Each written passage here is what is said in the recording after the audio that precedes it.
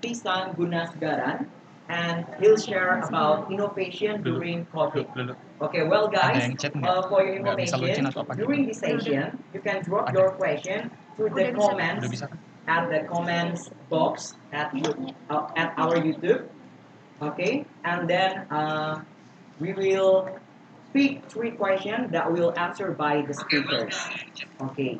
The first, I would like to say sorry because it must be start at 3 p.m. But because there are problems from our connection, internet connection, so we have to start right now. To start the time, I would like to introduce to our first speakers, a young lady, and she's very beautiful and very talented. And yes, I would like to share about her profile. Her name is Miss Arrundina Puspita Dewi. She's registered as clinical psychologist and now based in Medan, North Sumatra, Indonesia. She has experience in providing psychological assessment, handling various mental health issues, and as a keynote speaker about mental health awareness in several events. Okay, well, hello, Miss Dina. How are you? Hello. Okay, are you ready to share about mental health right now? Okay, so time is yours. Yes.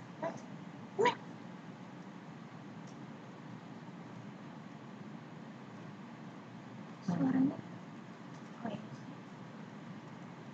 oh ya, yang atas semua.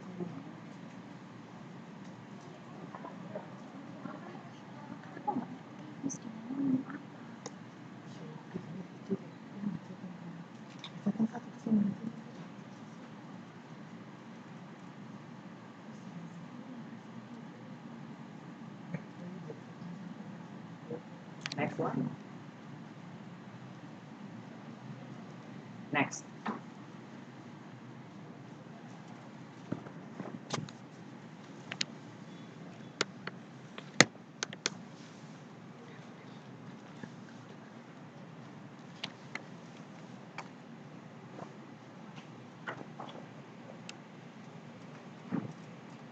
Next.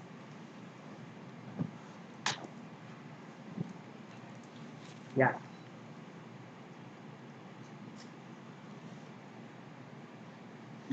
Masuknya juga sama.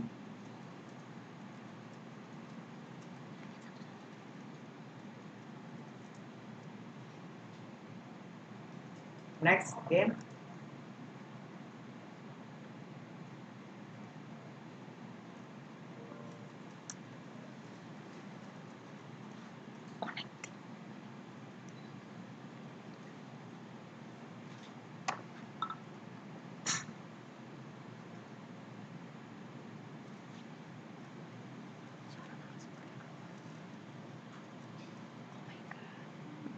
Aku mau bawa susu aja.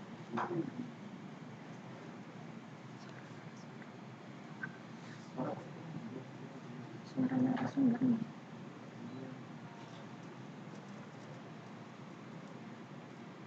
Udah kok. Oh, the slide is not working. Wait a minute. Okay, I'll. Okay, if you want to share your screen, it's okay. Bismillah. Gak apa-apa ya dia ya.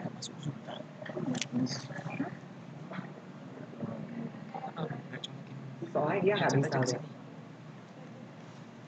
Jadi antara yang di Zoom sama yang di sini itu beda. Iya, karena delay mas. Hello, yes sir. Yes, Miss. Yeah, I can share the screen because I have to have permission. Oh, okay. Let me ask the host. Guys, can you help Miss Dina to share screen and accept her to share her screen, please? Okay. So while we are waiting for the screen, Miss Dina, I would like to ask you about a question. So, is it important to know about our mental health? Is it right? Yeah, it is because mental health is also just like our physical health. Yeah, we can't really push it away from our physical health, because mental health and physical health is one thing. Okay. Yes. Thank you. Okay. Okay, as you can see from the slide, people with positive mental health will be feel really fulfilled with their life or with his life, and we can also work productively and fruitfully, and we can make meaningful contribution to our life too. Then after that, mental health condition is affected by two things. First one is how we perceive the situation that we have to cope, the situation that we have to face, and the situation that we have to handle. And then how are we have the capability to handle the situation, because if we don't have any capability to handle the situation, of course we can get stressed, we can get anxious, and we can also feel some.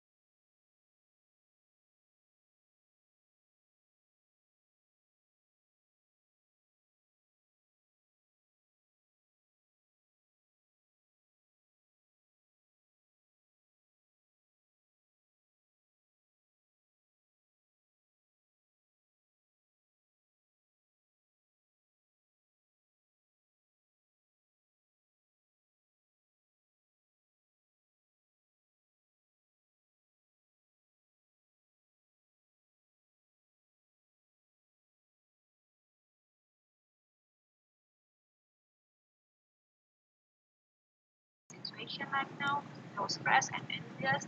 And of course, since this situation is uncertain, we don't know when will this over, and maybe next year we still feel like this, and we can really cope, we can really adapt with the situation right now, because Indonesia is really, the cases is up, and we know that right now it's around 200,000, right?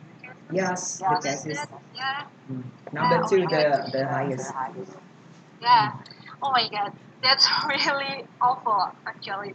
And it also makes me feel anxious, and people around me too. So that's normal to feel anxious right now and to feel maybe uncomfortable, because we really have to cope with the situation that we can't really control right now, and we don't know when will this really open. Okay, next. So what can we do? Okay, next. First thing, we need to assess our own feeling, of course. Next. Okay, you can use these 5 levels of emotions. I really like to use it for my clients and for myself too. First thing, you have to assess your own feelings right now, today, and you can use 1, 2, 3, 4, 5. 1 is bad and 5 is good. You can think today, how are you feeling right now? Okay, for myself, I feel at 2 or 3 right now for today, because Saturday is actually the busiest day of the week for me. And sometimes I feel down and I feel I'm not really comfortable with myself, of course. Sometimes I feel that too. And right now I feel at 2 or 3 at most, and it's normal. So you have to assess your own feelings to get to know your your feelings, what happens with you every day on each day, because every week not just every week, in every day we have this roller coaster emotion, of course. So it's fine, it's normal, and everyone also experience it, of course. And you have to know that feeling, whatever we feel today, is influenced by our perception with the current situation that we have to face with. Okay, thanks. After you get to know about your own emotion, you also have to know your own problem. You can use this ABC model to get to know your problem. What is it? Okay, next. ABC model is, you can write it down in a piece of paper. A is the situation that makes you feel anxious, or the situation that makes you uncomfortable, fear, or any such things that makes you feel not really good, I think. Yeah, you can write it down. A, what is it? You can write it maybe in one by point, I mean. And yeah, you can also write what you feel about the situation. And the B part is, you can also write down what are the thoughts that pops up in your head. You can write it down. What are you feeling about the situation? And C, you can write it down about your reaction to the situation. Why is it important? It is important to get to know more about your problems and about what can you do for the situation. And of course, it's really helpful for you to make you think more objectively about your problem. This one is really helpful. I do this for my clients too, in a counseling room actually. Okay, next. Okay. After you already understand about the problem, then what? Next. Second one is, you can practice resilience. What is resilience? Resilience is the process to adapt well with the situation that you have to cope, that makes you stress, and yeah, that makes you feel uncomfortable. To build resilience, you can do the next part, please. You can also write down these things. I am, in a piece of paper, you can write it down. I am is whatever you are, whoever you are. You can write down every characteristic you have, your weaknesses, your strength, your ability, everything about you. You can write it down, all of it there in I am part. And then you can also write I have. I have is those things you have from your surroundings, your family, your friends, your support system, your facilities, yeah, and everything around you. You can write it down, whatever you have. You can write it down, but it's from outside of yourself. Because when it's from yourself, you can write it down in I am. After that, the third part is I can. I can is whatever you can do from whatever you have and whoever you are. So you have to combine I am and I have, and then you write down the I can part. I can is just like an action plan for you. So Has ended. Thank you for choosing Zoom. Meeting has ended. Punya aku.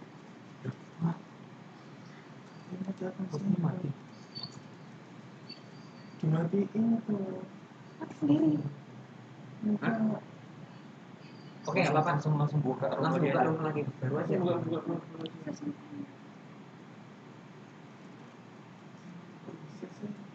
Langsung ada yang hubungi Miss ininya juga. Iya. Enggak, boleh. Kamu pakai kenanya lagi, Miss? Aku tahu. Aku tahu aja mas. Kamu di meeting kan? Tapi kan Tadi masuknya di Zoom kan? Pakai yang HTF internasional. Iya, harus ngomongin dulu. langsung buka room aja. Pakai meeting yang udah dijadwalin. Oh, udah pakai meeting jadwalin ya Berarti luar. cuma 40 menit doang. Udah pakai. Nanti pas dokter Isa nggak bisa loh. Zoomnya akunnya pastikan yang Udah buat room. Udah masuk tinggal nunggu ini. Bentar sama kayak tadi. Bentar aku tata PowerPoint sekalian. sama yang tadi. Linknya. Ini sama tadi. Kenapa PPT-nya Dr. Arrundina nggak bisa ya?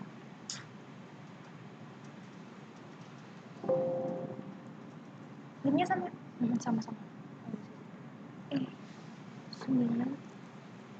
9 Okay, hello, Miss Dina. Yeah, can you hear me? Okay, well, it's okay. Yeah, there is. I do know what the problem is, but it's okay. We can continue it. Oh, dibikin kemana ya? Yes.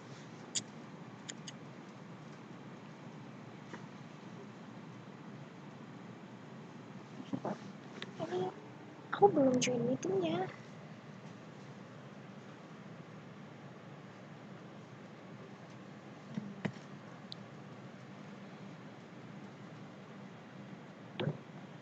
Sebentar. The presentation is done. Okay, while we are waiting for the slide of the presentation, I would like to ask you. I'm really curious about the first thing that we have to do is knowing ourselves. Is it really important, right, Miss Dina? Okay, well, so the first step, we have to know ourselves first. Yeah, what the condition about ourselves, we have to know it. Yeah, so that we can dealing the condition. Yeah. Technical problem. Okay, and then when we are writing about I am, I have, and I can, is it only the positive thing inside of me, or I can? But some because sometimes there is bad thought about ourselves. So when I am waiting, there is opportunity that I can write about negativity. I am worthless. I am came from poor background financial. Is it good or it will be something judgment for ourselves? Or we have to write something positive about ourselves, Miss Dina. Okay. Actually, you can write everything about you, not just the positive one, but also the negative ones. Okay. When we also write about our negative sides, we can know, we are able to know that, okay, I'm lack of this, and I'm lack of that. So we can get some support from the I have part one. Yeah.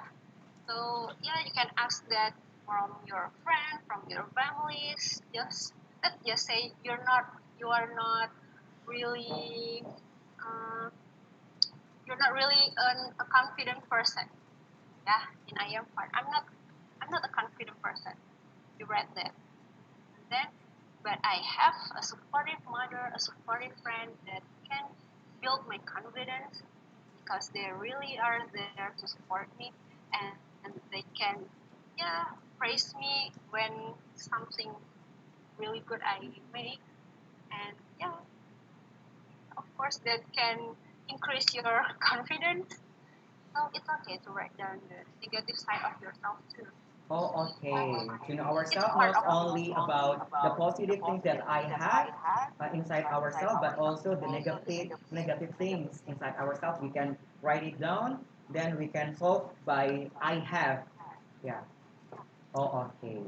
Then we can do the action plan by write it down. I can. Okay. Okay. And then the next, the slide already work. Okay, after you do write down the problem and write down the part, you can also use this Okay. method. Use this every time I did this. Nanti yang suami kan Butterfly hug is have logical consequences. So you can use it whenever you feel like sad or confused. What is butterfly hug? Butterfly hug is yourself, yeah, like this kind of position. Maybe some of you have already watched it from the Korean drama series. Yes. Yeah, I already watched that Korean drama. Yeah, yeah. It's really huge right now. This butterfly hug technique, and you can also use it to make yourself feel more better. And I also did this, or did this. I also do this every night before I go to sleep. Okay, next one. You see these six sides. How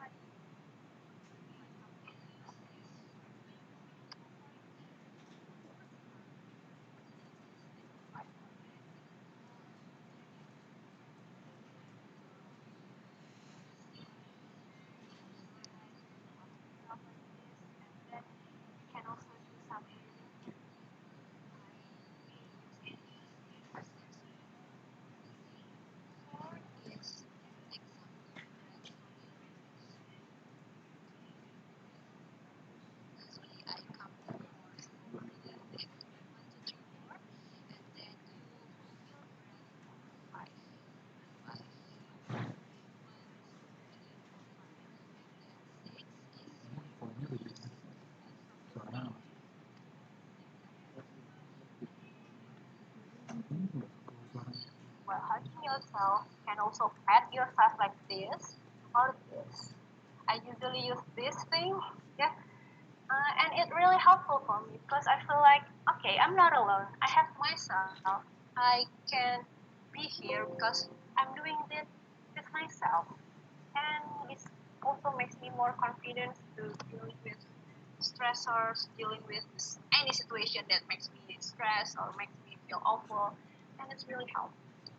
Then after that, I also say things to myself every night because yeah, every day we have stress, and to survive in daily basis is already hard for us, and to say thanks is wonderful for ourselves. I usually keep saying thanks to myself. Okay, thank you, Dina. You have endured this day. You have survived it.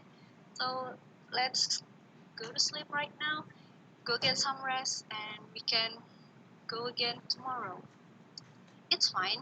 Maybe you did some bad things today. You're not you are not really good. It's okay. But yeah, you already survived today, so it's okay. Tomorrow you can do it again. Wow. Let's go to sleep. Okay, okay. Just Just yeah, give an because appreciation for ourselves, right? Yeah. yeah, because doing some self-talk is really, really helpful to increase or to boost our energy and our mood. It's really, Okay. really helpful. Because There's an article about it. yes, Mhm. but in our country, when we are watching someone talking with their self, people have their own thought that, hi, are you crazy? Are you talking with yourself? Yeah, Yeah, but and in yeah, I psychology, know that. yes, but in psychology, is it really good? Yeah, for ourselves to make it stress release, to make it calm for ourselves, and to appreciate with myself. Yeah, Miss Dina. Yeah, it's really good. So that's why I make these tips for you to do this every time before you go to sleep. Before you go to sleep, Okay. because why? Before the sleep time, it's really, really around me time, right? Hmm. There is no one around you, or maybe if you're sleeping with your brother or sister, or there's someone beside you, it's okay. But 5 or 10 minutes before sleeping is already your own time. It's your me time. Yeah, so you can do some butterfly hugs, and that's really helpful.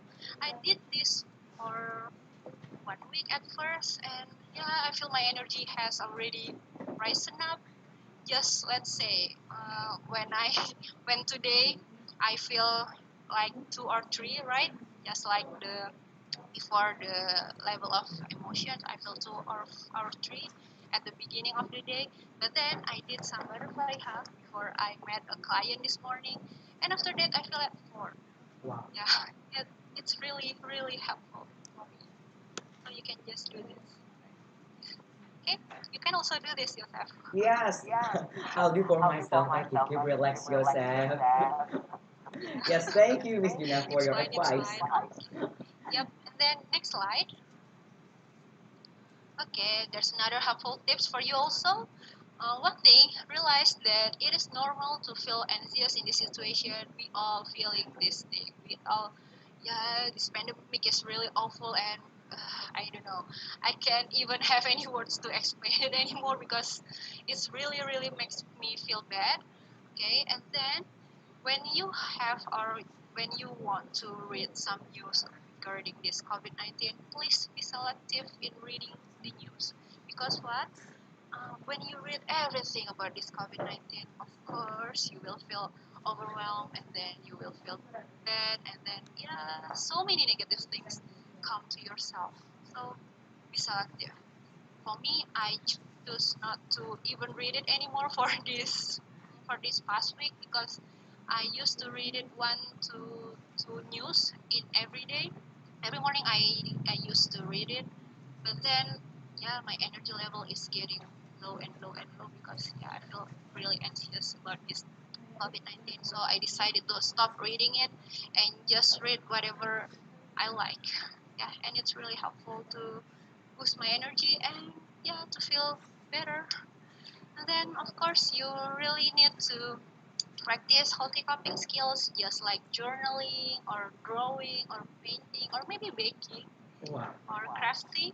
Yeah, just do that hobby that you like and do that healthy coping skills just like journaling. Journaling is also really helpful. You can write down everything what you feel today, what you feel about a certain situation, and what your thought about the situation, and blah blah blah. You can write it down, or you can draw if you like to draw. Just draw whatever it feels right now.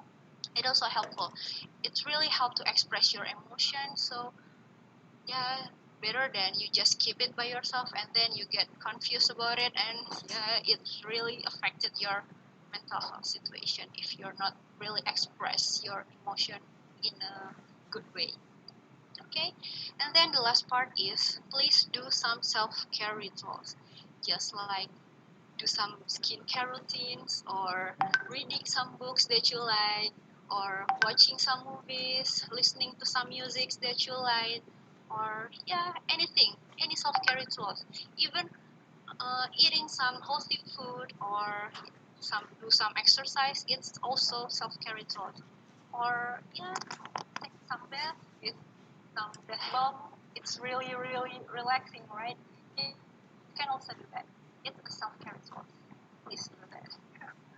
Okay, next.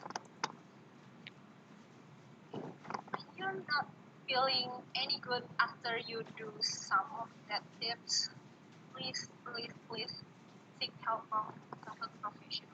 Because why? Yeah, maybe you just already feel overwhelmed and burnt out and get stuck with these negative emotions for more than 1 month. So I suggested if you're feeling really bad for the past few months, just seek help from mental health professionals so that we can really help you out to uh, cope with a better coping stress mechanism. Yeah. Okay. Next. Okay. The last thing. Remember that the size of your problem is nothing compared with your ability to solve them. Don't don't ever overestimate your problems and don't underestimate yourself. You can do it. Well, thank you. Nice point for the last presentation. Thank you, Miss Gina. Do not underestimate yourself. This is really good advice for me, especially because sometimes I really underestimate myself that, oh, Joseph, you are really bad in some part, you are not okay. But from your advice, I know that it's not good to underestimate ourselves. Okay, guys, that's all the presentation from Miss Dina. Now you can drop your question. We'll choose three questions, and Miss Dina will answer it. You can drop down your question from our chat on YouTube channel. So make sure if you have any question about mental health during this pandemic, you can drop your question on our YouTube. Okay. While we are waiting for the question, Miss Dina, I would like to ask about there.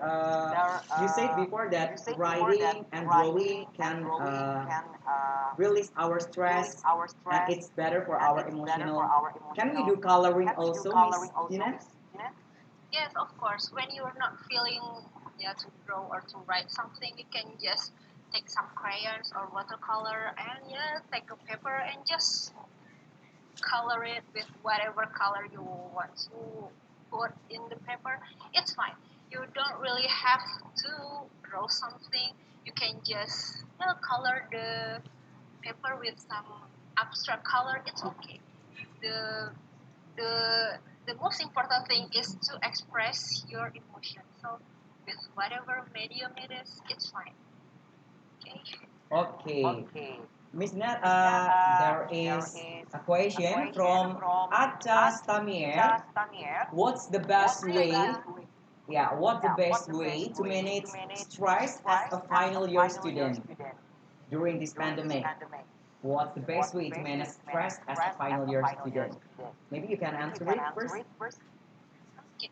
You can use the ABC model to cope with the stress in this final year because it's really really stressful. I know the final year is really hard for us. I've experienced it too before. So with this ABC model, you can assess what situation that makes you feeling stressed. Okay, let's just say this is one. This is really stressful for us, right? But why? Why this is really really stressful for us? You can break it down maybe because you have to come to meet your lecturer, or the revision itself makes you stress, or even the research itself makes you stress, or just writing the thesis, makes you feel stressed too. You can write it down first, and then after write it down, write it write the thoughts part too, the B. You can use the ABC part. A is whatever that makes you stress, and then B, the thoughts that pops up with the situation. Let's just say you're feeling stressed because of the research. The research is really hard because you can use the SPSS, Wow. right? Because it's really, really stressful. I know statistics is really confusing. Okay, the B part, because statistic is really confusing for you, you can write it down and then see what's your reaction to it. You already tried to learn about statistics maybe, and you already asked about it with your friends or maybe with your lecturer too. Okay, you can write it down, but it's still not helping for you. You can use the resilience part. What resource from outside that you can use? Maybe you can come to the statistics. There are some surveys, right, to use, yeah, to help you with the statistic part of your research. You can use it, it's okay, but then you really have to learn about it too. So use the ABC model, and then you use whatever you have for you to cope with the situation. If you can't do that by yourself, remember there are people around you that can help you. There are also some facilities in your surroundings that can help you. It will really help. Okay? And remember also to appreciate yourself. Just do that butterfly hug. It's really helpful. I know because thesis is really, really stressful. So don't forget to appreciate yourself. It's already chapter 4. We do this for quite some time, but you already survived the first 3 chapters. So it's okay. You can move on. Okay. Yeah, and take some deep breath and move with yourself. Okay? Okay, thank you for your answer, Miss Adina. And we are going to the second question from Severa Naurilita Putri. Okay, the question is how if we are to overthinking when we are going to sleep? It takes a lot of time and make us stressed. Do you have any solution for overthinking before sleep? Yeah, but the overthinking thing, yeah. First thing, you have to put your handphone away from you, because when you have that screen time, it makes your eyes getting more wide and you can't even sleep after that because your head is keep turning on and on. So you have to get away from your phone first, and then about the overthinking part, before go to sleep, I suggested for you to write down whatever you feel in each day, and then you can write down the thoughts that pops up in your head, because it's really helpful. Before go to sleep, we tend to think about tomorrow and, yeah, the things that we can do today. So please just write it down.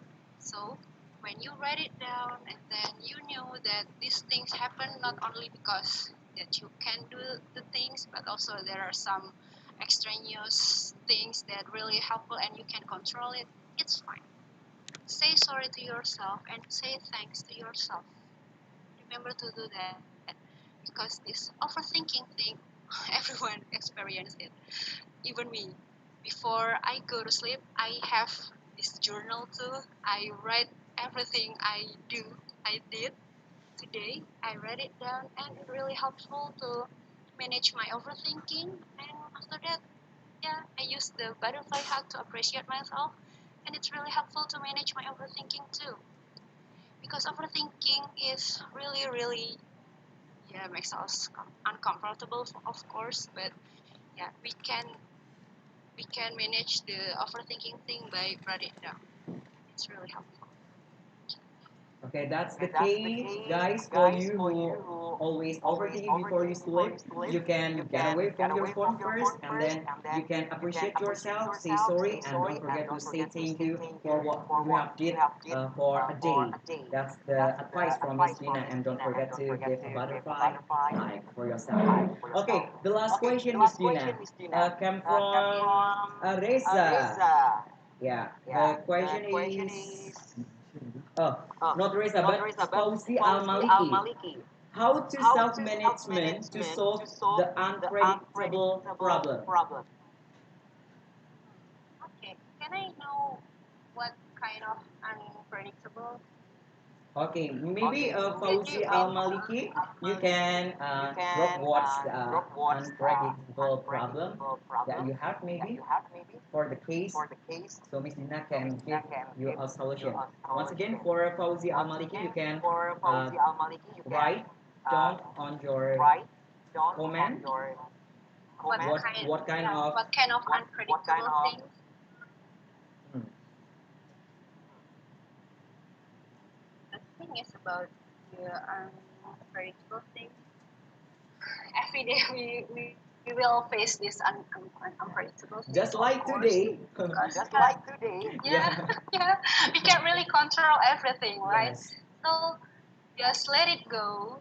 Uh, if you can make plan A, plan B, plan C, it will be really helpful for you. But if you can just cope with the situation and be flexible.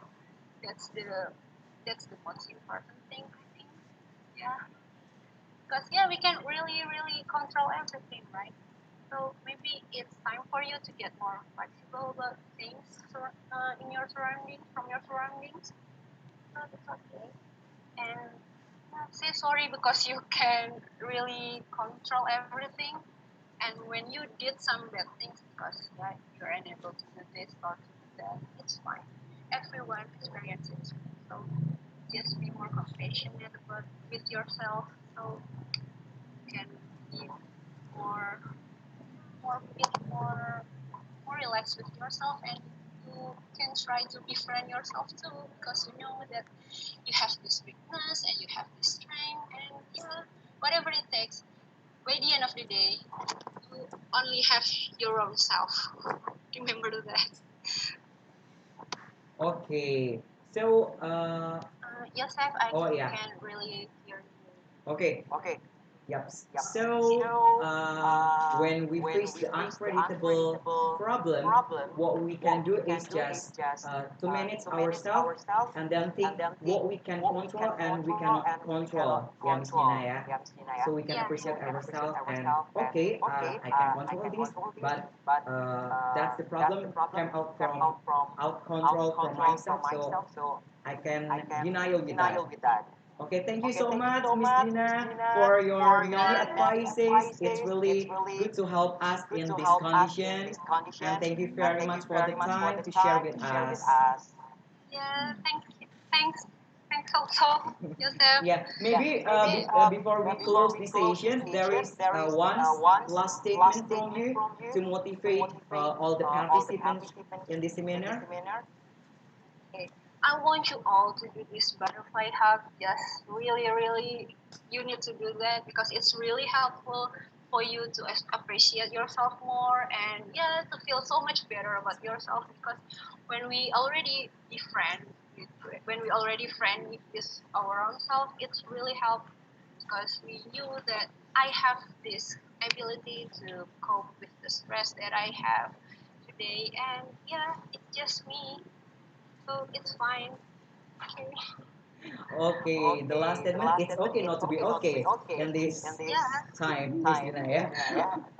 Okay, well, if I can resume from this session, the first to handle yourself in this pandemic era or your stress, the first you have to know yourself first and then do resilience so you can adapting well and you can know what am I, and then what I have, and what can I do, and then you can do butterfly hike to relieve your stress. That's all the advice from Miss Dina. Thank you very much, Miss Dina. Yeah, thank you, Sarah. Yes. Okay, guys, this is the end of this first session. But after this, there will be another session from Dr. Tishan from Malaysia. And don't forget, don't go anywhere because there will be commercial break after this, and we can continue our international seminar. See you. Halo, perkenalkan nama saya Rio, saya mentor Bisa Bet1 yang diselenggarakan oleh Akia. Menurut saya program ini sangat bagus sekali untuk peserta didik yang ingin belajar soal kepenulisan. Dan tanpa perlu khawatir nih, karena pendanaan akan ditanggung oleh Akia. Di sini, peserta didik akan diajari soal kepenulisan dari awal hingga mahir. Bahkan menurut saya, mereka layak dipertandingkan dengan mahasiswa tingkat awal. Mau belajar bersama kami? Ikuti program Bisa Bet2.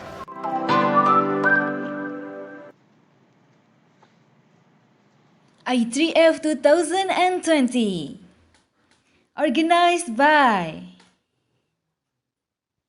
in collaboration with, sponsored by,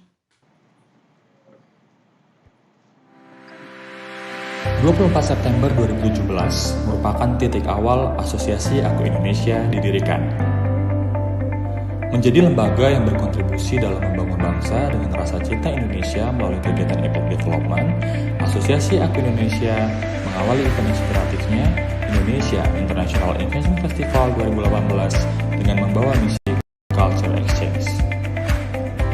Di tahun 2019, event ini membawa tagline collaboration untuk mengajak generasi muda berkolaborasi bersama memberikan perubahan, seperti upcycle product, Amazing Race, dan rampok sampah di tempat publik. Kegiatan ini selaras dengan misi pemerintah menuju Indonesia bebas sampah 2025. Di tahun yang sama, Asosiasi Aku Indonesia mencanangkan Akia Product dan Bisa Scholarship. Program ini menjadi sarana pemberian beasiswa dan pelatihan untuk generasi muda di bidang penelitian. Dengan semangat inovasi yang selalu berkobar di jiwa generasi muda, Akia akan terus berusaha memberikan kontribusi nyata untuk perkembangan iptek di Indonesia.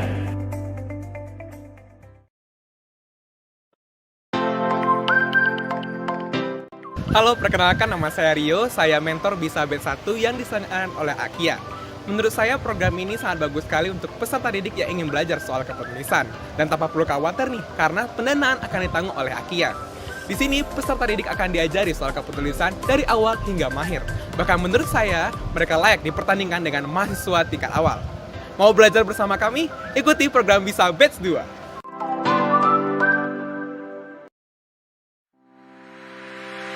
(24 September 2017 merupakan titik awal Asosiasi Aku Indonesia didirikan. Menjadi lembaga yang berkontribusi dalam membangun bangsa dengan rasa cinta Indonesia melalui kegiatan impact development, Asosiasi Aku Indonesia mengawali event inspiratifnya Indonesia International Invention Festival 2018 dengan membawa misi Culture Exchange. Di tahun 2019, event ini membawa tagline collaboration untuk mengajak generasi muda berkolaborasi bersama dalam memberikan perubahan, seperti upcycle product, Amazing Race, dan rampok sampah di tempat publik. Kegiatan ini selaras dengan misi pemerintah menuju Indonesia bebas sampah 2025. Di tahun yang sama, Asosiasi Aku Indonesia mencanangkan Akia Product dan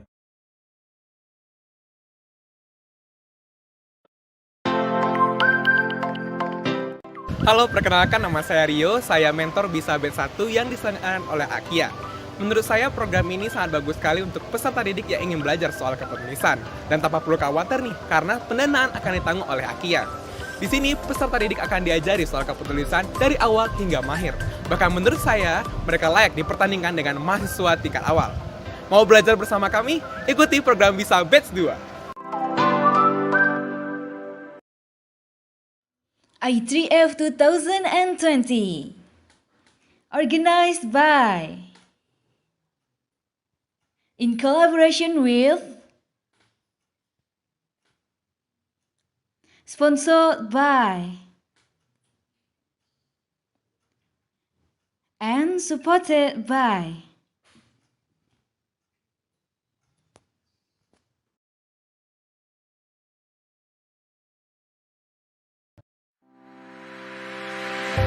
September 2017 merupakan titik awal Asosiasi Aku Indonesia didirikan.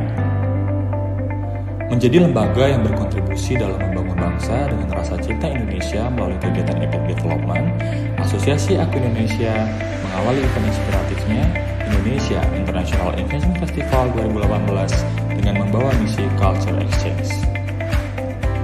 Di tahun 2019, event ini membawa topik collaboration untuk mengajak generasi muda berkolaborasi bersama dalam memberikan perubahan, seperti upcycle product, managing waste, dan rampok sampah di tempat publik. Kegiatan ini selaras dengan misi pemerintah menuju Indonesia bebas sampah 2025. Di tahun yang sama, Asosiasi Aku Indonesia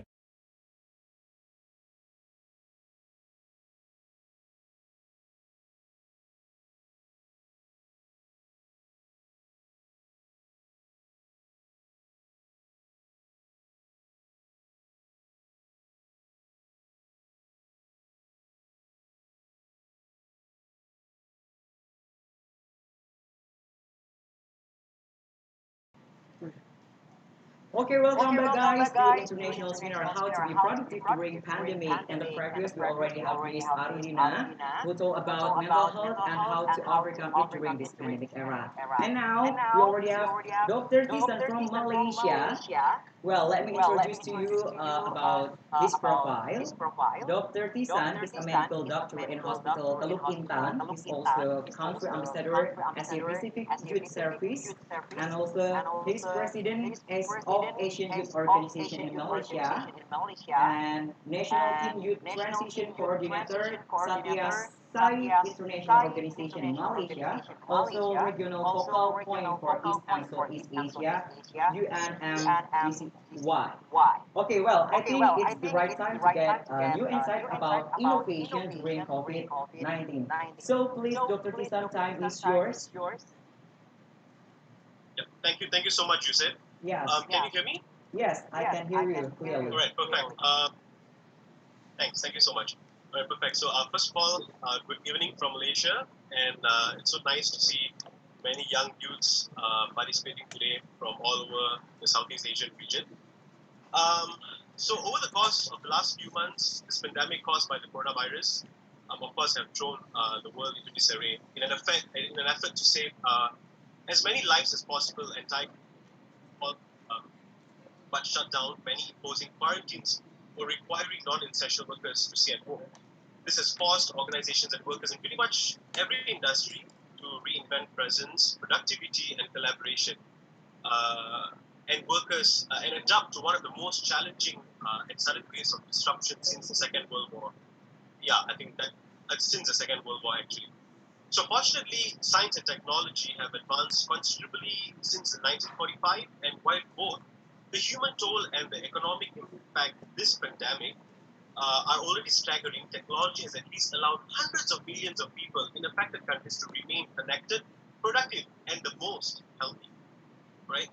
So the better part of a decade, since we're talking about science and technology, digital transformation has been the core driver of organizational change. Right? So the transition from legacy IT to cloud computing, the expansion of retail and banking into mobile spaces. Now we are doing bank transactions just via phone, right?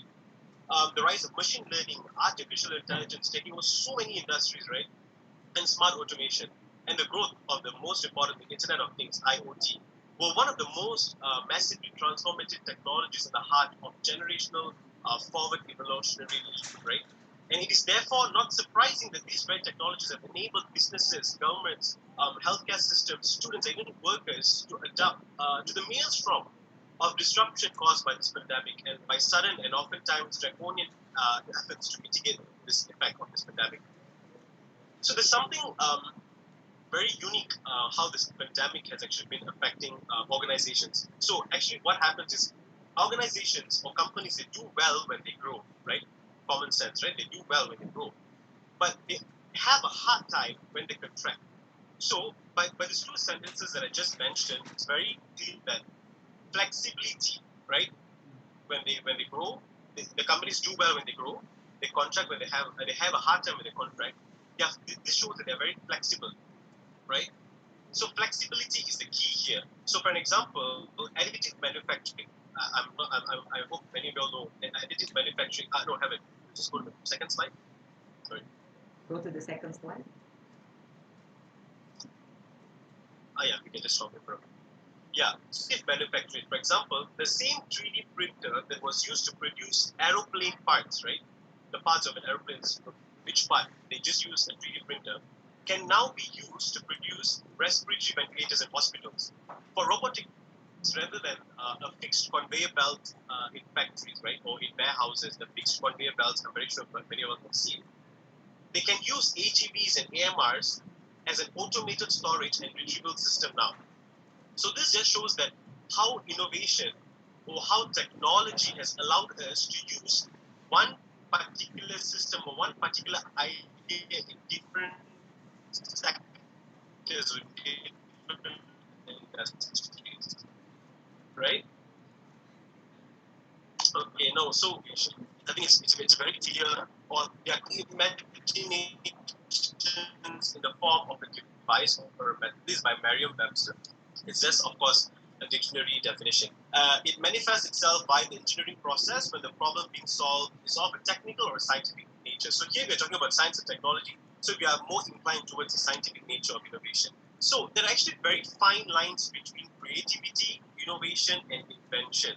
So I've actually listed down very clear short definitions of creativity, these three terms. Creativity is the act of turning new and imaginative something new we actually put forward. That's creativity, or bring creative, and this can be applied in various activities, even in daily lives. And if you look at innovation, it's basically turning a new concept into commercial success and for widespread use. So I'm very sure over the last year or last 2 years since the pandemic has come, we have actually come across so many new innovations by even so many young bloods that's actually making lots of lives easier out there. Be it the agriculture, be it the healthcare system, or be it in any other industry, right? And if you look at invention, it's creation of new ideas or concept, where you invent something new, and that gets patented, and that gets into the commercial sector, right? Now let's go to the next slide.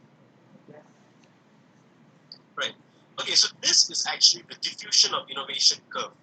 This is by Gabriel Tart in 1903. He was a seminal researcher.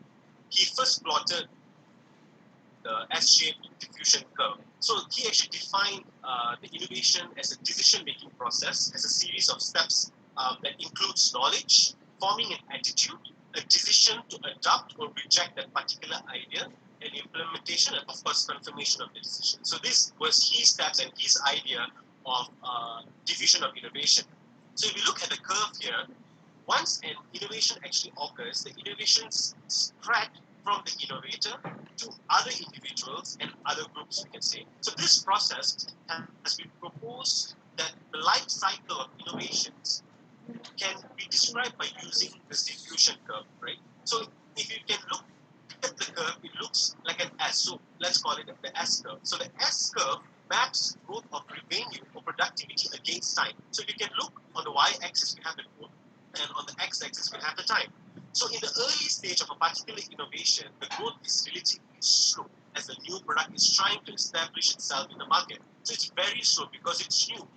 Even if someone comes to tell me that there's something new, I wouldn't really accept it, right? Just normal mankind thinking. But new incremental innovation, so as time goes, right? Or changes to the product allow growth to continue.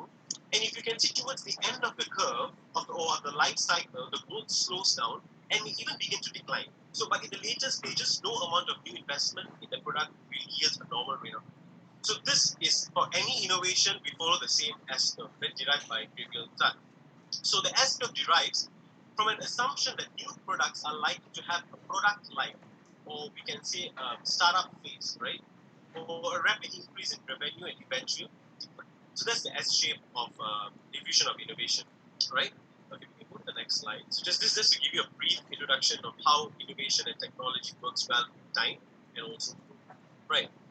Okay, so here I've actually, what do I say, listed down the impact of innovation, just very brief. I will of course discuss with you guys in detail of how these things have changed over time and how are we using them now.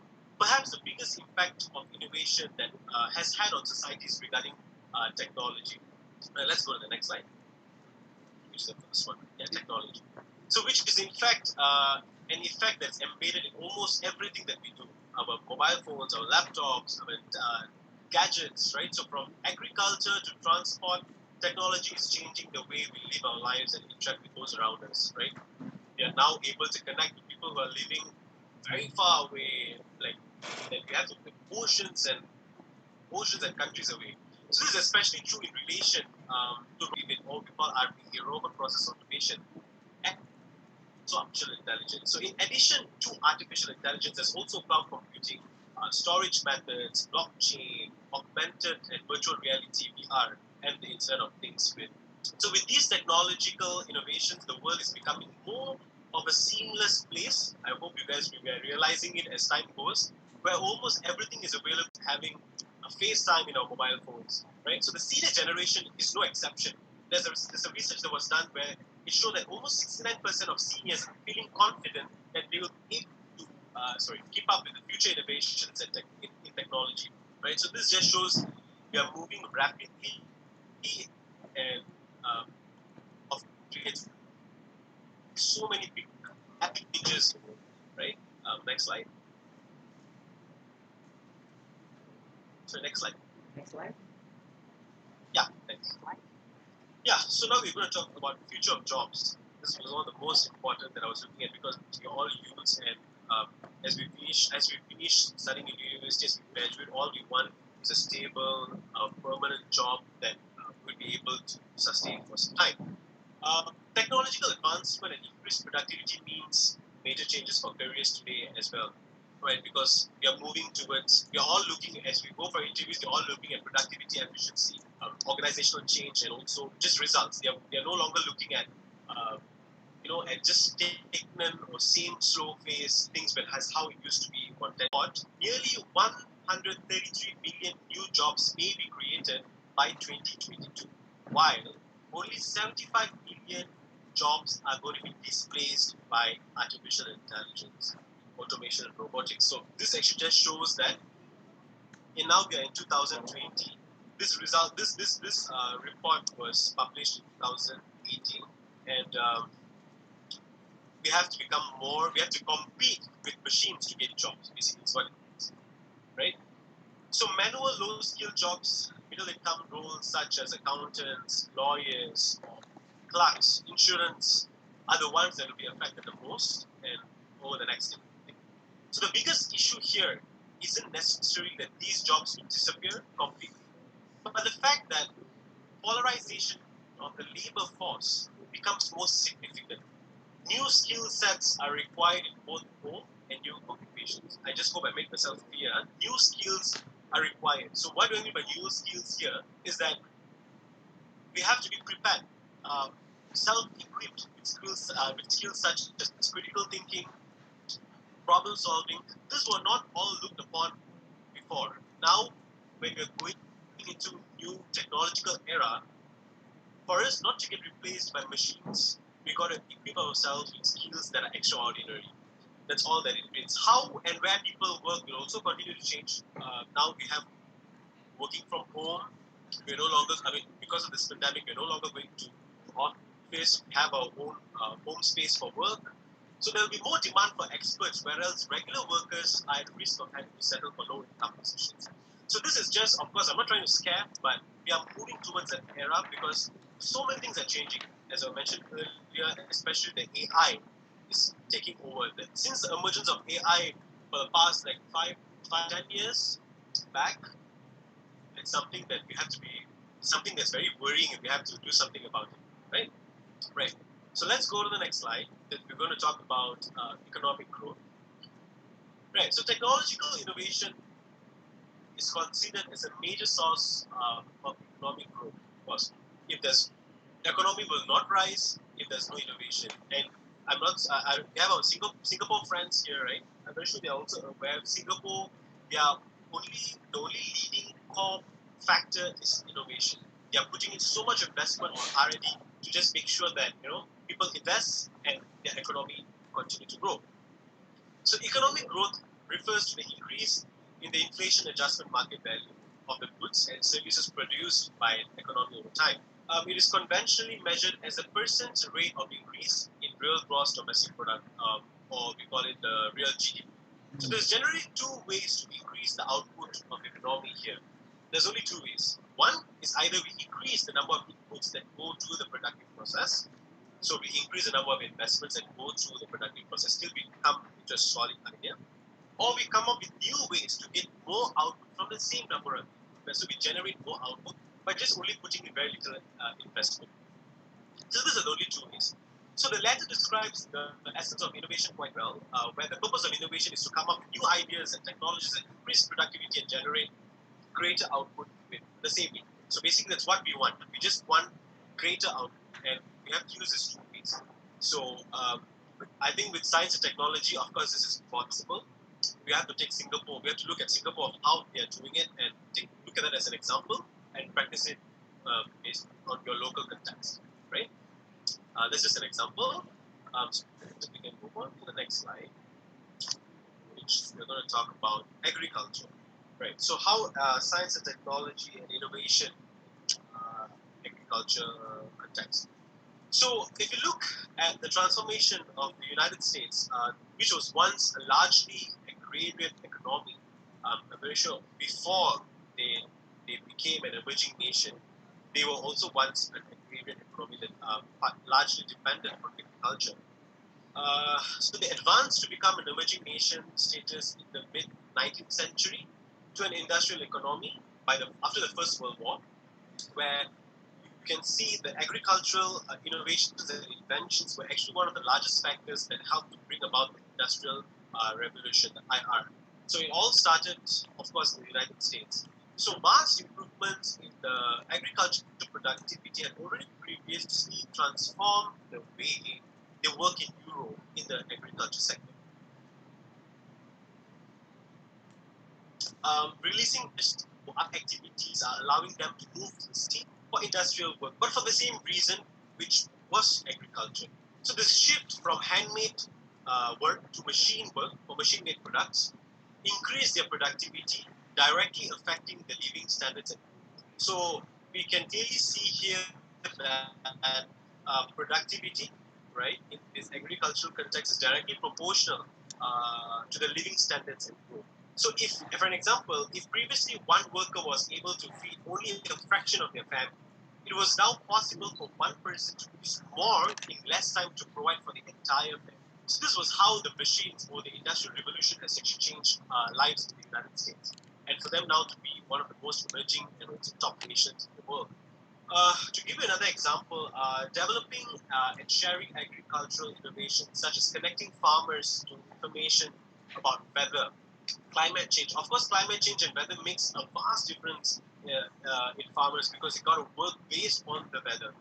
This was proven to be one of an efficient way to help farmers stay in the business because they were able to predict the weather, so they were able to predict their work as well. So although this is just an example of how innovation can help people continue producing food, innovation provides endless other opportunities that can eventually help to reduce poverty and hunger around the world. Like I mentioned earlier, that one worker that was feeding that one fraction of the family were able to now feed one entire family.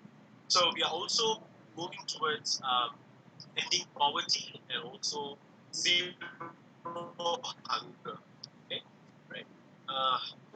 Go on to the next slide. We're going to talk about well-being. Yeah, entry. Right. Okay. So well-being. There's also some research that showed that well-being is inherently linked to innovation. Even I had the question months back on how well-being, innovation and well-being is two different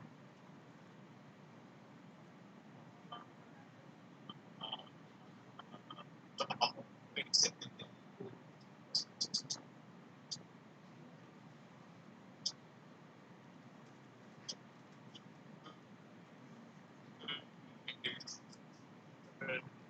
It's just one, two extremes. But I should think about it. Innovation and economic growth increases well-being because living standards rise, right? So according to this institute, Brookings, average life satisfaction is higher in countries with greater GDP per capita, right? So their satisfaction is high when the economic is good because their innovation also increases, their economic growth increases. So they're also combating with their personal issues. So their well-being tends to come at what do I say, straight line. Another research also showed that there's a link between innovation and subjective well-being. Subjective, right? It's not like normal well-being. It's subjective well-being where things are not constant. But however, not all of the benefits of innovation and growth are evenly distributed. So often, a rise in real GDP means greater income and, of course, wealth inequality. The rich gets richer, the poor gets poorer. So there's two sides to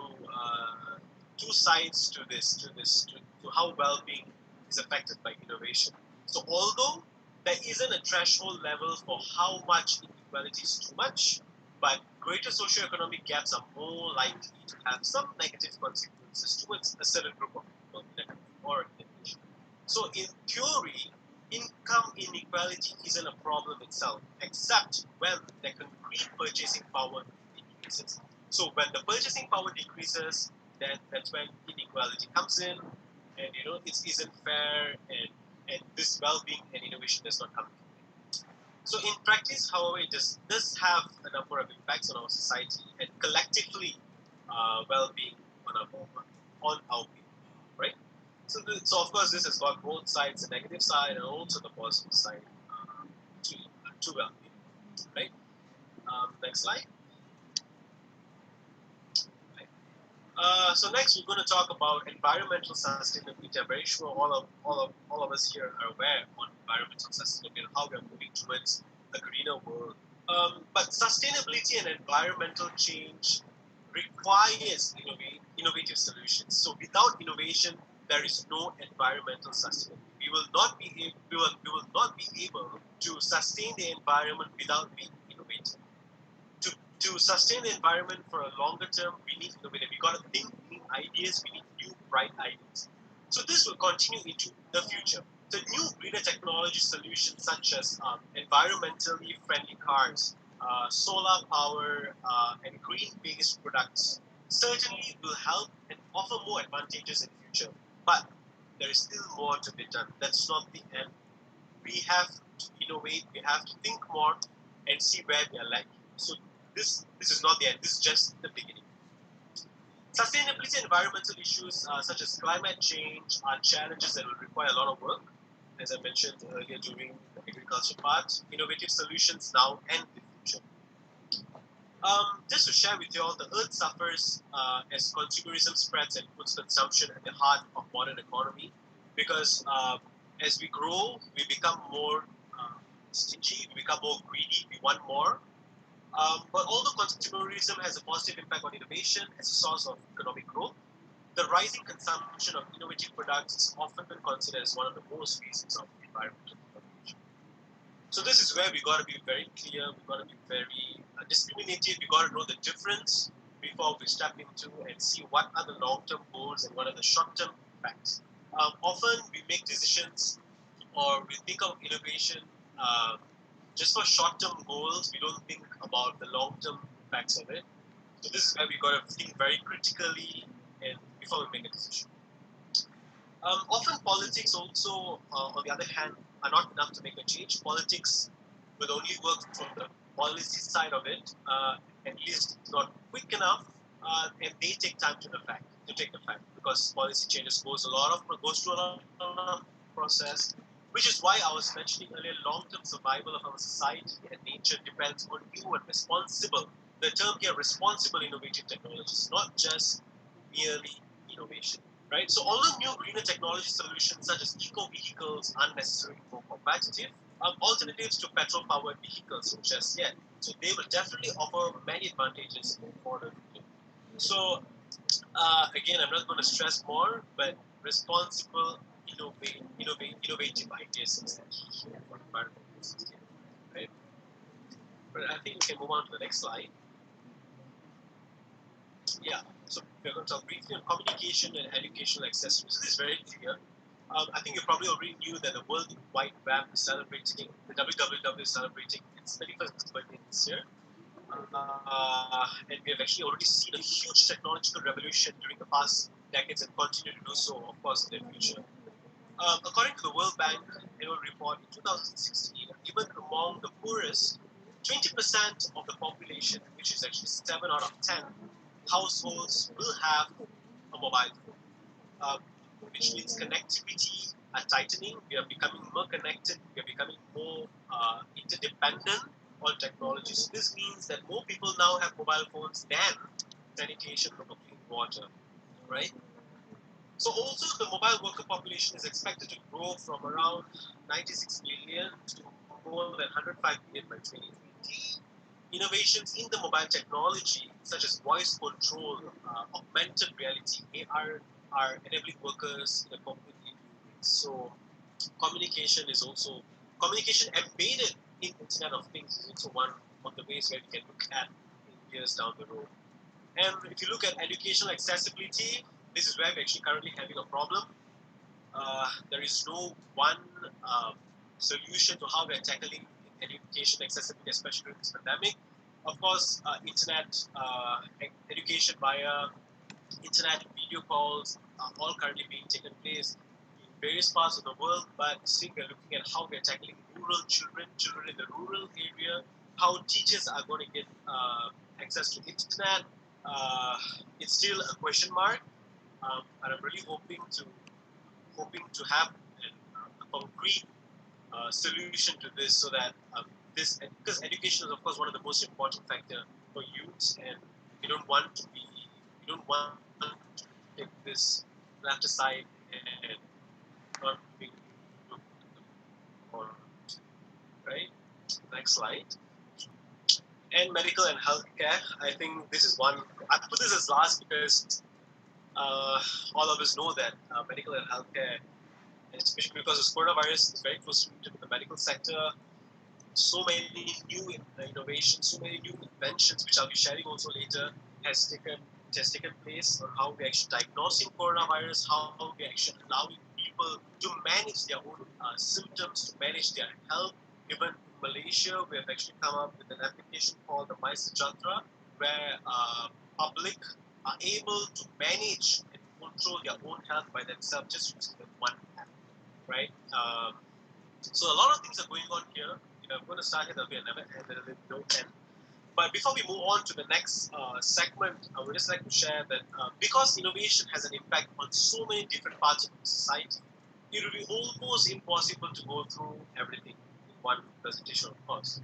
So, in general, the result of innovation should always be nothing but improvement. It should improve lives, nothing else. It should not. As we are thinking about innovation, we should not think about revenue. We should not think about money. We should not think about anything else, but only improvement and making lives better. From the society's perspective, the fundamental outcomes of innovation are, of course, economic growth, increased well-being, and communication, educational accessibility, and also environmental sustainability. But just think about making lives better. It does not have to be a massive innovation where you want it to spread across countries, but it can just be one small thing, even in your local context or even within your district, where you can actually change, let's say, about 10 to 20 lives that will make a great difference. So that is why when I go to the next slide, I want you guys to think through how and where can you put through your ideas or your passion, and how even let it be very small, but where can you improve lives? That's all. As we come through the end presentation, right? So it's now your turn to take charge, and it's now your turn to take responsibility. It does not have to be again a massive innovation, something small, maybe post IIIF, you can put into action, right? So now let's go through next slide. Let's go through some innovations that has come up during this COVID-19 pandemic. Next slide, please. Oh, okay, sorry. We'll talk about innovation and why is innovation important in science and technology before uh, examples of innovations.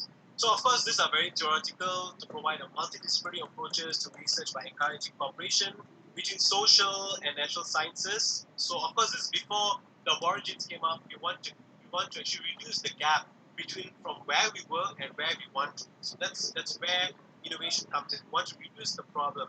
We want to reduce the gap and come in line with where we want to.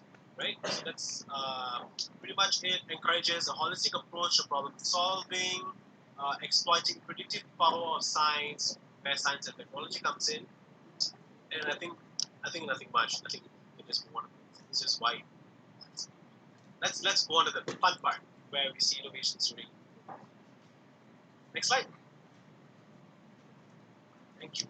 Right. So this is one of my first.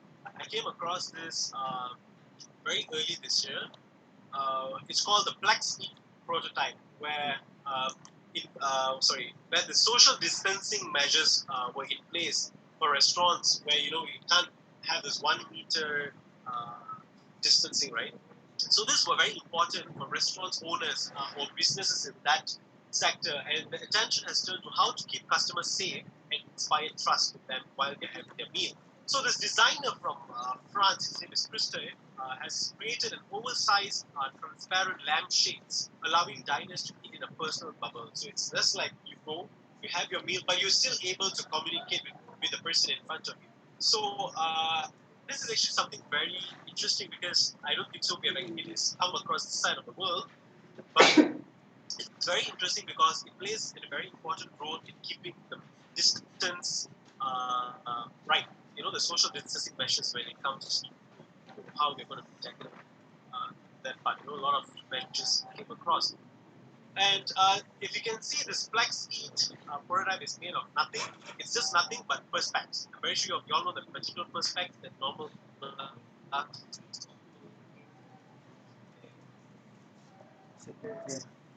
just that. And he came up with how it is actually taking place. But it's something nice to look at. So let's go on to the next slide. Yeah, so this is actually, I have a video. I'll explain to you what these are. So this is actually a hands-free door handles in Finland. So grocery shopping boomed, of course, during the pandemic where we were all locked down and the only thing we need was food supply.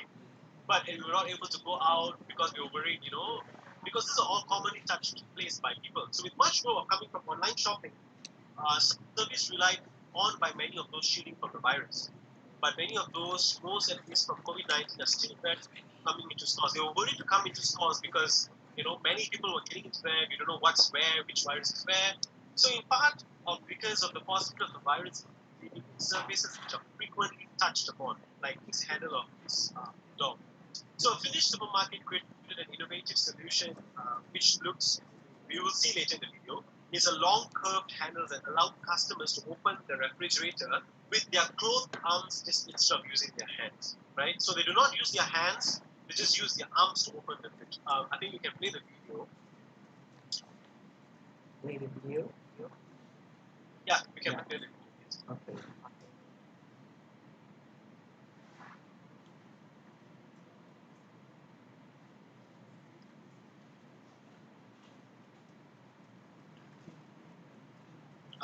Is there any sound? Is the writing sound, guys? Let me ask for the official.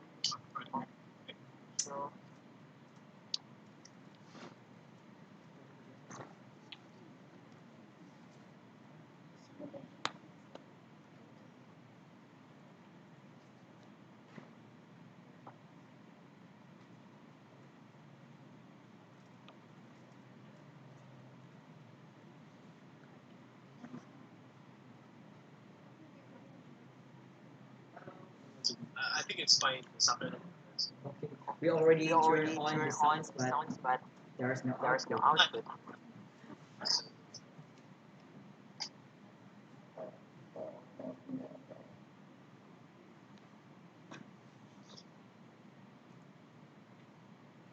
That's it. Yeah, that's the video. Can you? So this is just another part of how innovation has taken place during this pandemic. Right? Okay, let's go on to the next slide. This is something very close to us in the Southeast Asian region. This is actually in Indonesia. I'm not so sure whether many of you are aware of this. This is actually parent masks for the deaf. So of course, during the pandemic, mask became very mandatory and it's very essential in many settings when we leave our homes. You get on public transport and also in many shops.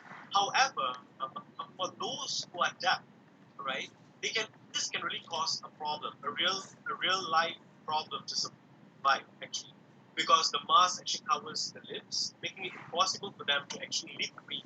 So this was the experience of a deaf tailor from Indonesia who actually faced a daily struggle with new regulations mandating mask wearing in public places. So her solution was actually a brilliantly simple solution actually. She created masks with clear plastic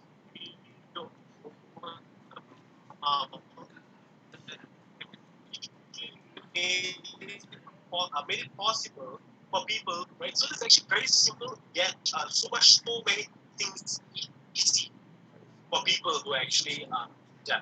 Let's watch this video. Okay.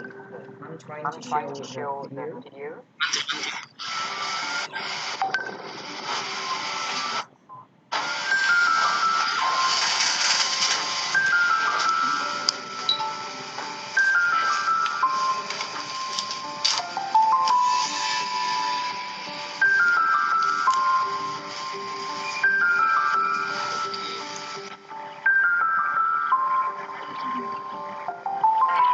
Saya karena saya pernah bertemu dengan orang yang mendengar yang menggunakan masker saat ia berbicara. Saya kesulitan untuk mengerti apa yang ia bicarakan. Tidak bisa melihat gerak bibirnya. Akhirnya saya berpikir membuat masker sendiri, gunting dan menjahitnya, dan setelah itu jadi.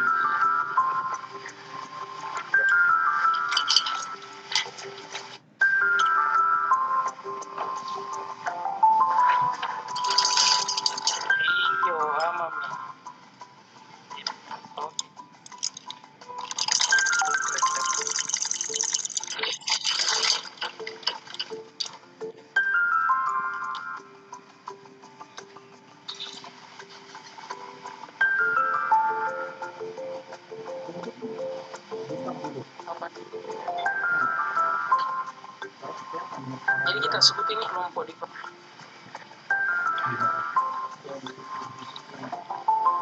Masker ini bisa dipakai untuk teman-teman Dewi dan teman-teman yang bisa mendengar.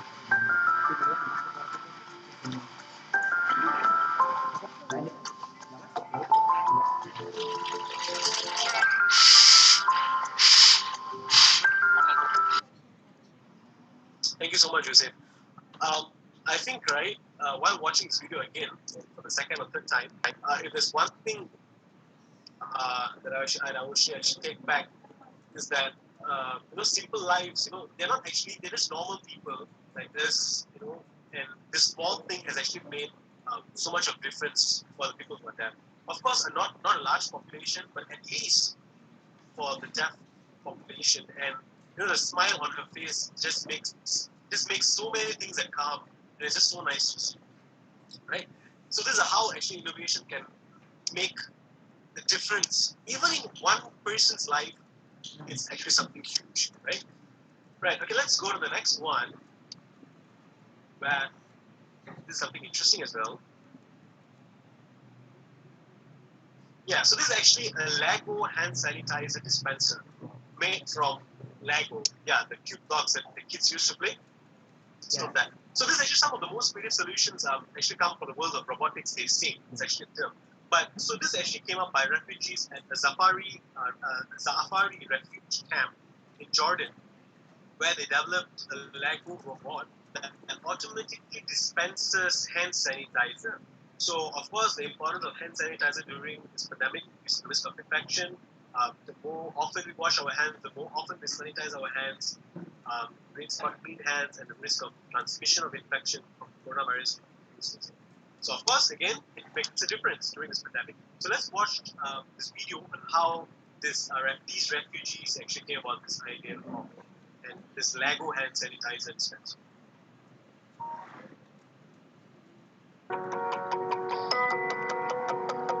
الفكرة من صناعة هذا الروبوت إنه إحنا نكون كلاجئين مساهمين وموجودين على خط كفاح فيروس كورونا.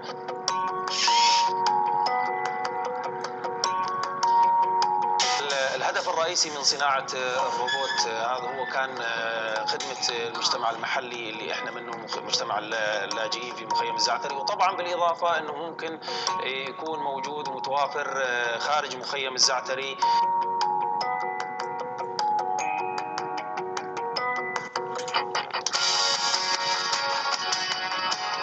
طبعا الروبوت هو عبارة عن قطع ليجو بسيطة جدا مركبة فوق بعضها، وبالإضافة اللي هو الدماغ أو الجهاز التشغيل، وحساس بسيط تحط إيدك هيك بيعطيك رسالة، أعطاك تعقيم وخلص.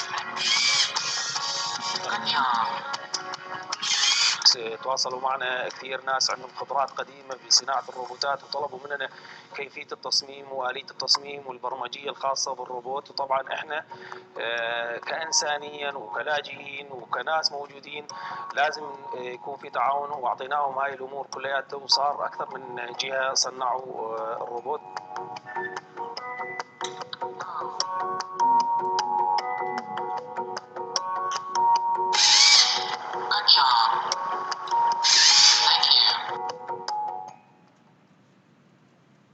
Isn't it interesting how they use Lego blocks to just make, it's such a simple thing, just dispense hand sanitizer. You often see them in the malls, but this is just very unique and very interesting in how they actually came about the idea. Right? Yeah, we can move on to the next slide. This is something that's very close. One of our friends, Singapore, we were talking earlier as well. Next slide. It's from Singapore, yeah. So this is actually at the heart of most nations' public health strategy, especially during this coronavirus pandemic, to fight this virus, is effective social distancing, where we don't want to allow people to go out often, to stay at home as much as possible, to maintain that 1 meter gap. But sometimes people need to be reminded, because we humans are quite forgetful. We do make mistakes sometimes. Yeah. So Singapore has actually chosen a robot from the start to actually literally remind people to stay to maintain their social distance.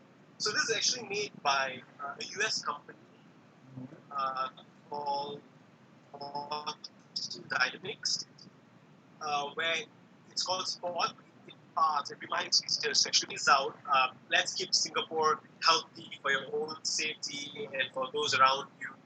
Please stand at least 1 meter apart. Thank you. So it's actually very simple phrases, but actually makes a difference in practicing social distancing. But at the end, again, it's a robot and it's innovation, right? So let's watch this video on how they've actually used this robot to play this role.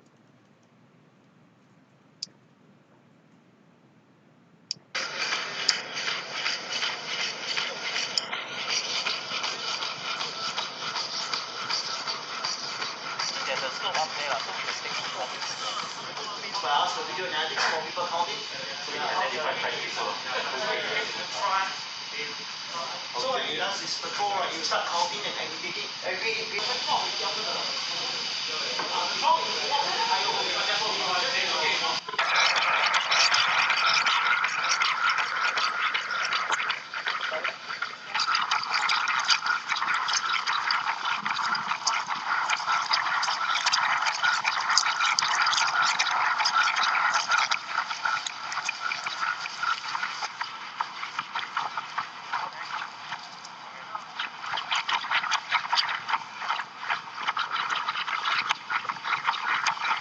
Let's keep Singapore healthy.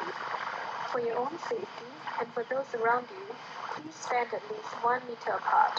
Thank you.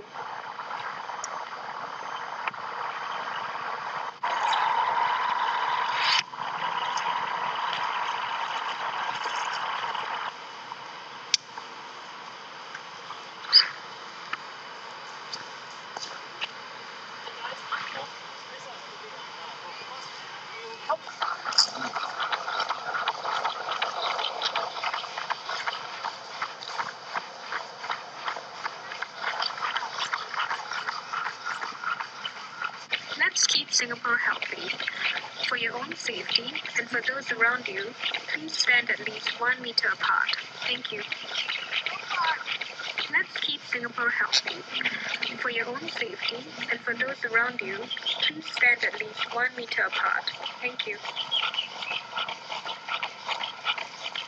Let's keep Singapore healthy. For your own safety and for those around you, please stand at least 1 meter apart. Thank you.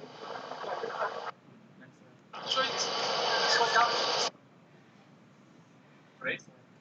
So, who would have actually imagined that, having a small little robot with 4 legs cruising around the park?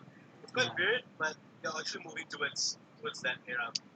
So, you move on to the next slide. This is actually in Malaysia. So this is actually drawing inspiration from South Korea's phone booth-like Covid-19 testing stations. It's called the Project Shield. So the University of Malaya Medical Center, which is located in Kuala Lumpur, and the healthcare professionals teamed up with prop builders to prototype their own negative pressure pod called the Project Shield prototype. This is actually very simple. It's actually for frontliners. It saves time, minimizes the risk of exposure in frontline medical staff dealing with patients who actually come in for screening. So this prototype was actually completed with virtual feedback and brainstorming sessions in the Malaysia Communications and Multimedia Commission online group, and it was all made online, and only after that was actually put into play and implemented. So it's actually something very simple as well. It's just a pod, but it makes a lot of difference for frontline workers, right? We move on to the last one, which is the next one, which is a visor device. This is a visor device. Many of you have heard of this. It's actually just a device that has got a bit more like a GPS system that's embedded in it.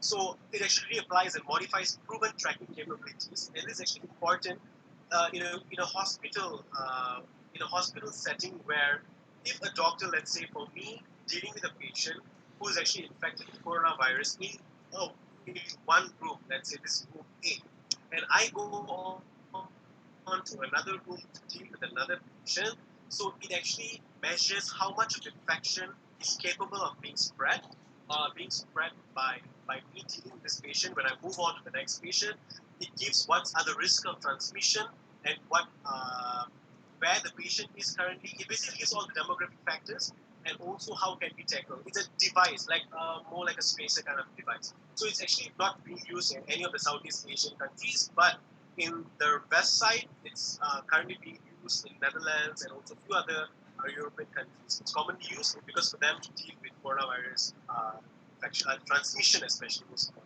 right? I think that's all I have an example for innovations during COVID-19. Of course, there are many. I will also share you a link where you can look upon innovations during this pandemic. But there's one thing actually I want to share with you all is that no one solution, not even one solution, will actually fix all the problems. Innovation helps us to find as many solutions to society's issues, from technology to environment, to even the job market, to anything in between that lies in different factors.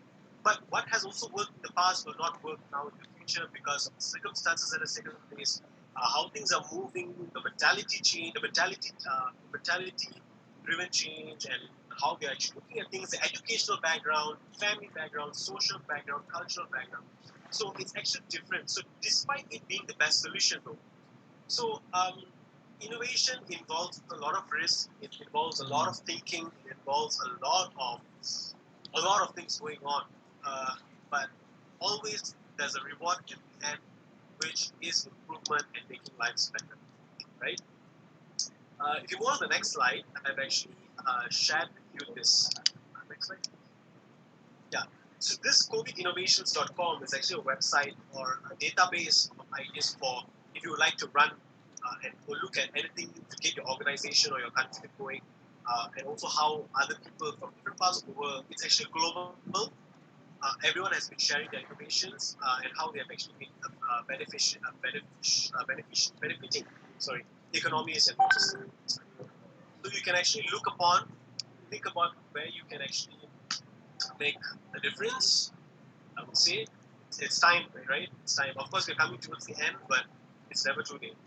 And next slide.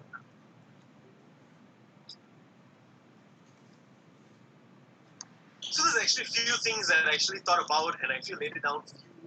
Easy way out to innovation. So of course, in terms of also science and technology, and also in terms of any other sector, it's not just science and technology. You can either put these methods. So firstly, I think it's very important to invest on yourself in the sense that knowledge, skills, keep yourself equipped with a lot of things. Once you invest in yourself, you will know where your path will start leading. So that's when ideas will pour. You will take charge, start doing actions, and will bring about good change. Adopt an outside-in approach to innovation. So of course, that's very. It's not a one-day thing or it's not a two-day thing. It takes time. So of course, we have to look also inside the box and also outside the box.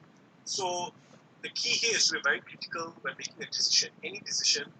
And I'm going to link number 2 with number 5, short-term effects and long-term goals. So when making a decision, always look upon the short-term effects and also the long-term goals. If the short-term effects are not very powerful compared to long-term goals, it's very clear that this idea or this decision is not going to bring much of an impact, right? Encourage yourself in prudent risk-taking. As I mentioned earlier, innovation involves a lot of risk-taking. You got to be brave. You got to make actions. You got to take actions. So you're always worried of taking risks. But if you're sure of what you're doing, you know you've made the right steps towards your decision or towards the innovative idea, then why not take the risk? Analyze current trends and always think big. Always analyze the current needs, right? I'll just give you an example of what we just went through earlier, the Indonesian transparent mask. This was not there before, right? Before, of course, masks were there, but we were never looked upon having a mask for the deaf population, right? Yeah. And it all came now when this pandemic has taken a toll among Indonesian deaf population. And that is when this innovation idea came about, right? So this is a current need that actually needs to be solved, right? Explore your passion. So number 6 is something very, very easy and something that I've also actually practiced is explore your passion, right? I'll give you an example. For me, I'm very passionate about medical care and I'm very passionate about patient care. Also part being a doctor, I've always looked upon the end result. Of course, treatment comes along the way, giving medicines, surgeries, and etc. But at the end, the patient must be contented with the treatment giving. It's not just treating a patient, but it's treating the soul, basically. So that's my passion. So medical care is my passion. So I've tried to explore the medical side of my passions, which I easily did a research on how the acceptance of artificial intelligence in the healthcare sector. So the paper is going to be published somewhere around November. This is where I'm planning to actually explore artificial intelligence in healthcare. Of course, there's robotic surgery. So many things are coming up, but I would like to explore more, and that's my passion. So I'm very inclined towards my passion. You will eventually explore and be more inclined towards your passion. It's an easy way if you would like to be more innovative, right? And next slide, which is the last slide. Yeah, so these are just few terms or few key words for us to take home. Always aspire, choose right, discover well, evolve better, accelerate your ideas, scale up, extend, and then mobilize your ideas. So with that, I think I would like to say thank you to IIIF for giving this opportunity, and also on behalf of Asia Pacific Youth Service, I think I'm representing them here today, and I hope there are a few of them watching from UIS. Thank you so much, and I hope you guys have a great session ahead. Thank you so much, Hussein. That's all. Yes, thank you very much, Dr. Tishan, for your explanation. What a great explanation and insightful information for us to get to know about innovation during the pandemic. Okay, well, guys, I would like to invite you if you want to ask Dr. Tisan, you can drop your question on our YouTube channel because we are going to pick only to answer because of the time. So just hurry up to drop your question below. Okay, while we are waiting for the question from the participants, I would like to ask to you, Mr. Tisan. You said before that we have to compete with the technology and new skill sets are required nowadays. So, what are the skill sets that we have? We should have. What are the new skill Right, sets? okay, yeah, I think it's a very good question. Right, it's actually a very simple discrimination test we're going to do right now.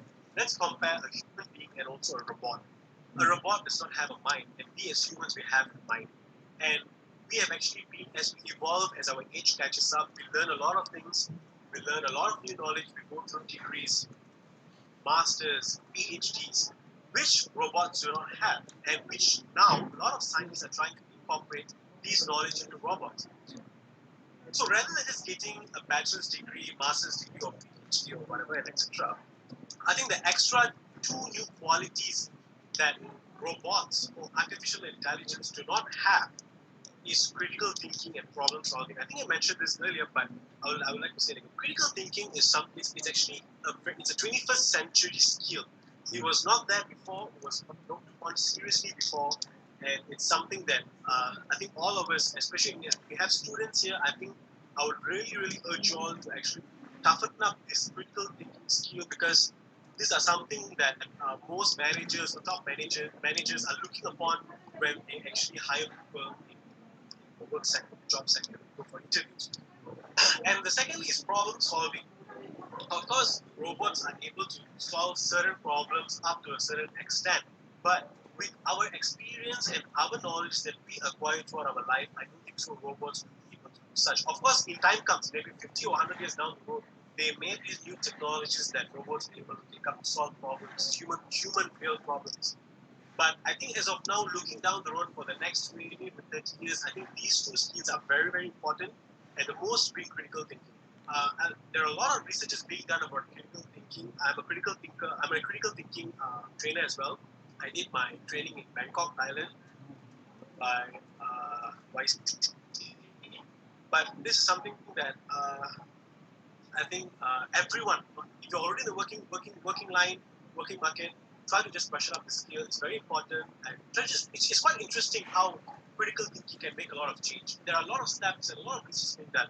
Just try to read up. Just take an hour or two before you get a bed. Read about it and stuff like this. I think these are two important skills for us to compete with machine and AI, especially with the emergence of this. Okay, thank you for your answer, Mr. Atisan. And there is one question from John. How to make our invention will save longer in a long term? How to make our invention will save longer in a long term, Mr. Tisan? I repeat, how to save our invention? Yes, in a long term. All right, okay, very good question. Invention in a long term. So, of course, as I mentioned earlier, there are two things that we're going to look upon is short-term goals and long-term goals. So, if you know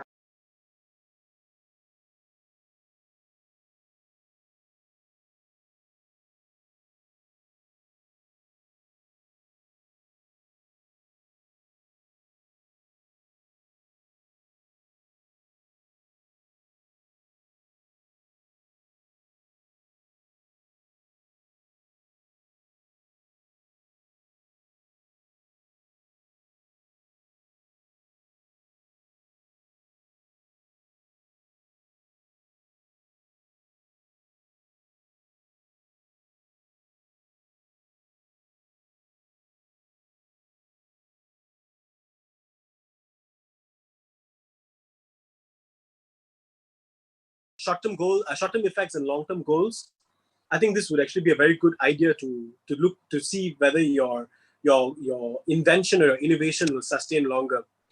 I think, yeah, that's about it. Yeah, pretty much. This is just my idea. Of course, there are many opinions, but I think these are very important key points. Okay, well, thank you for your answer, Dr. Tishan. And before we close this session, is there any last statement to motivate to all the participants so that they can make their own innovation? Yeah, I think something to just keep you going. The only thing that's constant is change. That's the only thing that keeps changing, which is the word change. We're all evolving. They're always changing. Every day is a new day. So that's the only thing constant. So I think as we go about this change phase or this path, always try to think big and see where we can make this change even more impactful. And the most we can do is just make someone smile, or making their life at ease. I think making improvements in their lives. So when you're making something, don't just look at don't just look at the revenue or the money or the fame. Look at about making lives better and making this world a better place.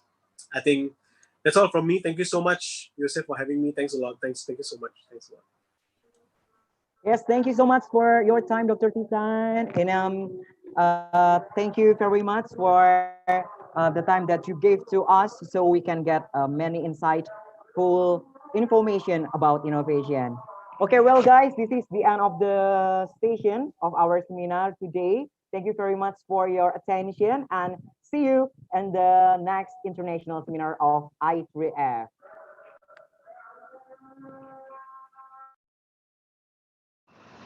It's done. That's it. Yes, it's done. Thank you very much, Dr. Tishan. Thank you so much. Yeah. Hope to see you soon. Take care. Bye-bye. Yes, me too. Yeah. Bye.